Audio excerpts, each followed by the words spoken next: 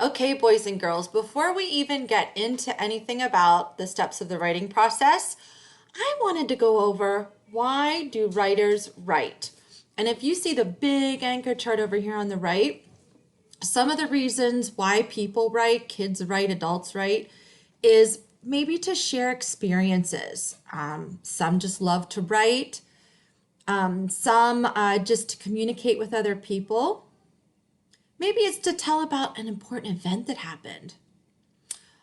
Sometimes they want to just share something, share their feelings. Sometimes to persuade, to teach, or to ask questions. So those are just some of the reasons why, we're going to write this year. Where are we going to write? Well, over here on the left, it has my writer's notebook. You are going to have your own writer's notebook, and it's super cool. What is a writer's notebook? Here, it's a place to collect ideas. It helps you live a writing life, not a diary. It is not a diary. It's just to jot things down, jot ideas down, do some drafts in there. It's really fun.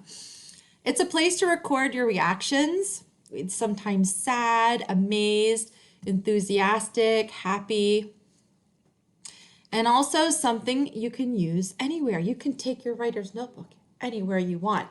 And a light bulb will go off, and then you get in that book and you start to write, and it's really, really fun.